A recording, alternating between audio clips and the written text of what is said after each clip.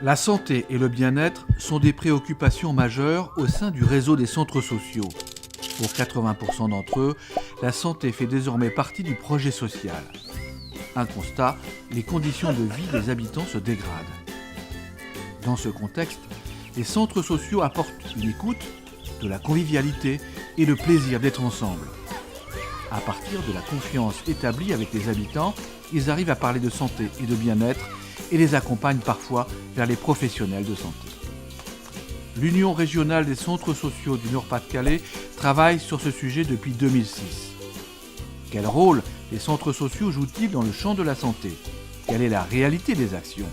Comment mettre en valeur les savoir-faire et les innovations? Comment identifier les besoins et préparer l'avenir? Pour le savoir, nous avons mené une enquête en 2013 auprès des 172 centres sociaux de la région. Pour les 3/4 d'entre eux, un salarié est référent pour la santé.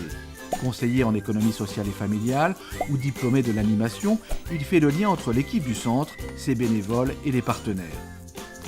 Comme dans toutes les initiatives des centres, rien ne se fait sans les habitants. Ils sont associés à tous les niveaux du projet, du diagnostic à l'évaluation finale. Les actions 2012 concernent l'alimentation et l'activité physique, le bien vieillir, la santé des jeunes, les addictions, les cancers, les interactions entre santé et environnement et l'accès aux soins. Toutes ces actions sont en lien. C'est ce que les centres sociaux appellent l'animation globale. Le quart des actions de santé est financé par les ressources propres des centres sociaux.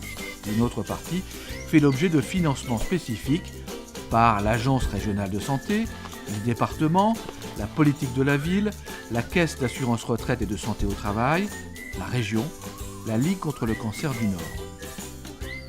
Les centres sociaux font appel à plusieurs centaines de partenaires sur la région Nord-Pas-de-Calais. Parmi eux, on peut citer les départements, le secteur associatif, les coordonnateurs de programmes locaux de prévention santé, l'assurance maladie, les villes et les agglomérations, les maisons de santé, les médecins libéraux, les réseaux de santé. Par leur proximité avec les habitants, les centres sociaux sont parfois les premiers interlocuteurs et les premiers prescripteurs en matière de santé.